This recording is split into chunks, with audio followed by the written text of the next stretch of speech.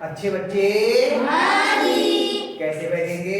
ऐसे। बेटा अभ्यास 2C कर रहे थे हम लोग और गुणा के प्रगुण कल हमने कुछ सीखे थे।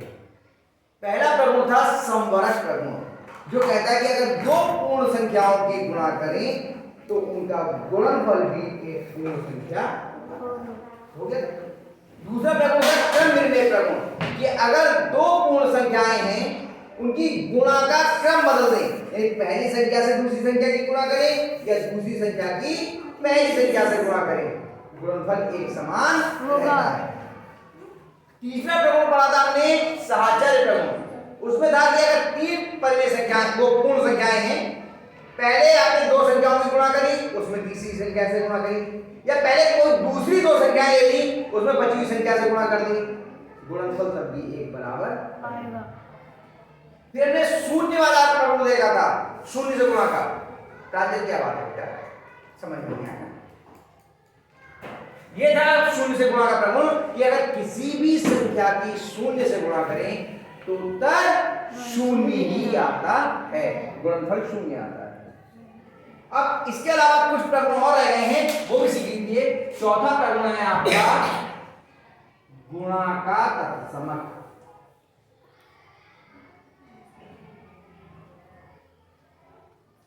क्या कहता है गुणा का तत्समक? कौन सी संख्या ऐसी है जिससे किसी भी पूर्ण संख्या की गुणा करने पे उत्तर वही पूर्ण संख्या आ जाए? ये 5 से कितने की गुणा करें कि उत्तर 5 ही आ जाए? बताओ।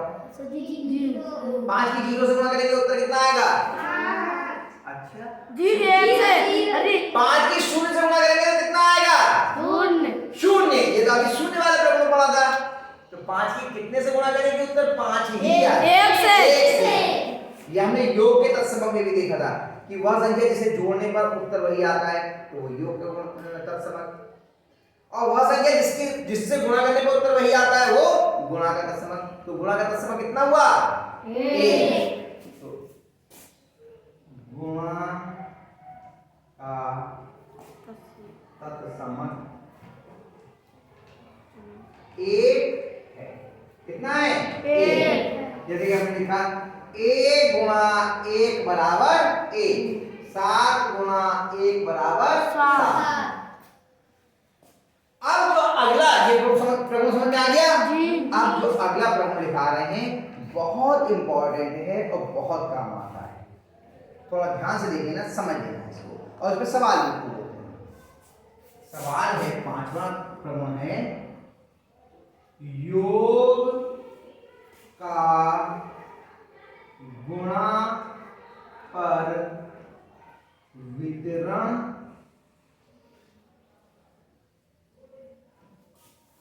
प्रगुण। योग का गुणा पर वितरण प्रगुण क्या है? बोलिए। योग का गुणा पर वितरण प्रगुण। और कभी कभी संक्षेप में इसे केवल वितरण प्रगुण भी बोल देते हैं, केवल वितरण बोल देते हैं। ठीक है, डिस्ट्रीब्यूटिव प्रॉपर्टी। ठीक है, क्या होती है? जैसे हमने ए की गुणा की बी और सी के योग से, दो पूर्ण संख्याओं का योग उसकी, क्योंकि जो कोष्ठक में होता है वो पहले करते हैं, अभी आगे हम लोग नियम सीखेंगे को का भाग योग के, तो इसका नियम अभी इतना बता देते हैं कि जो कोष्ठक में होता है वो पहले होता है, बाद में दूसरी संख्या होती है। तो पहले जोड़ होगा, फिर इसकी ए से गुणा, योग की गुणा करना है। अब इसका वितरण कैसे हो गया?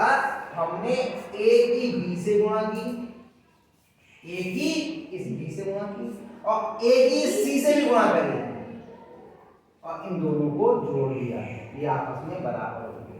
मैं इसको डिटेल में लिखवा नहीं रहा हूं, लेकिन मैं बहुत लंबा लिख जाएगा, केवल ऐसे समझ।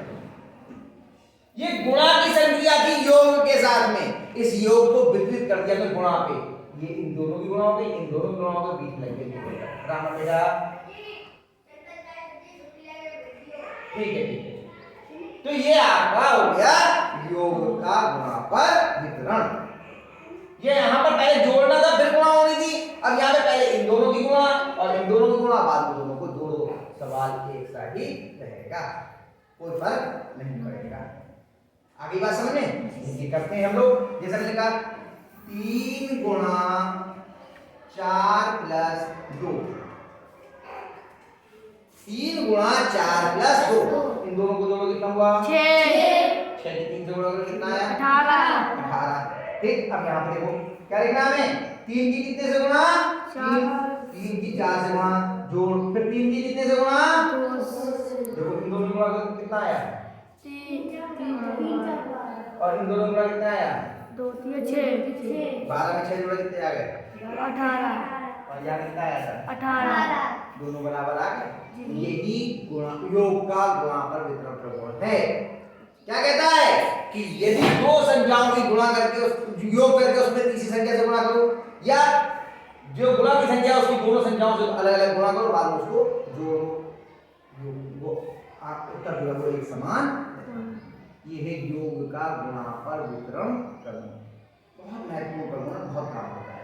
इतना हम लोगों ने कर लिया। अब हम लोग क्या अभ्यास 2 से शुरू कर दें या केवल अभी ये प्रगुण ही लिखेंगे? ऐसा करिए, ये प्रगुण लिख लीजिए, इसके बाद में फिर हम आपके अभ्यास शुरू करवा देंगे। पहले ये प्रगुण का